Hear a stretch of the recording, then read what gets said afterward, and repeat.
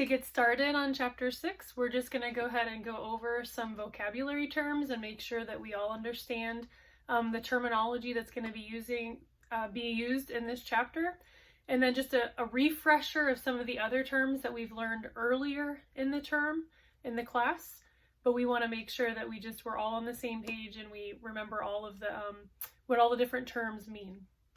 So in here, we're going to be naming expressions. So remember, an expression is a math equation that doesn't have the equal sign. So it's not really an equation if it doesn't have that equal sign. So it's just an expression. It becomes an equation whenever you add that equal sign and you set it equal to 0 or equal to something. And then you can actually solve it. But without that equal sign, it's just an expression. And all you can do is simplify it. So you can't solve expressions, you simplify expressions. So in this chapter, we're going to be dealing with a lot of different types of expressions, and we'll be using some of these terminologies. So the first one we have is monomial. So mono means one. So monomial is an expression that only has one term in it. So I have an example over here.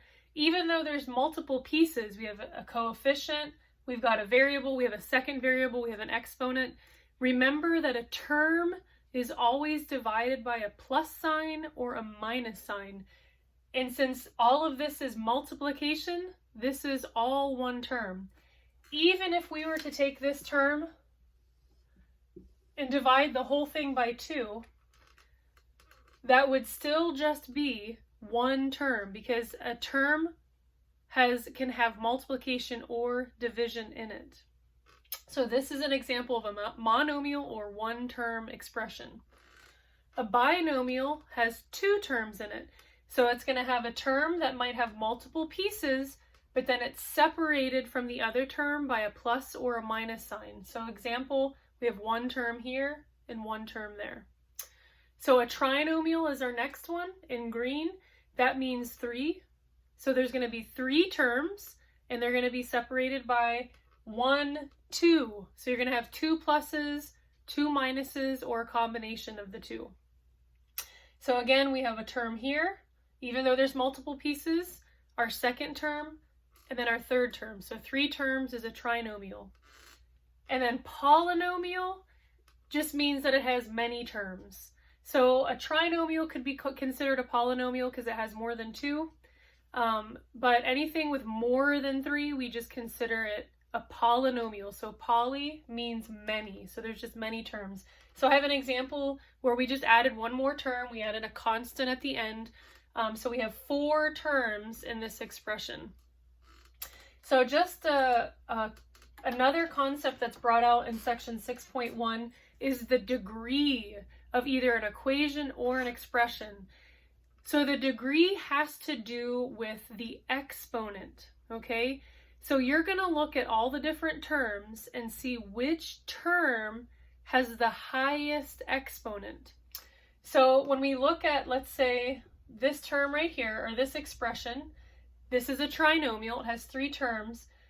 Which term has the highest exponent? So if we look at the first term, it has an exponent of 2, but isn't there an invisible exponent of 1 right there? Yes.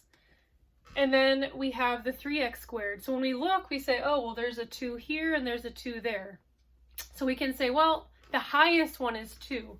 However, when we're talking about the degree of an equation, what we're doing is actually adding all the exponents in a term together. So we're not just looking at the highest, but we're looking at the term that has the highest amount of exponents. So this x is 1, this y is 2. So the degree of this term would be 3 because we're adding the 2 plus the 1, and that gives us a degree of 3. So we're not going to be doing a lot with the degree of an expression, but later on in other math classes, the degree of that expression, so in this case 3, determines the curves and what that line is going to look like when you actually graph it out. So we're not going to be doing anything with that, but you just want to learn how to recognize the degree of an expression. So the next thing that we would just want to make sure we understand is when we're looking at a term, we know that the coefficient is a number before a variable. So it's a coefficient. The variable is the number, or the letter that represents a number that we don't know yet.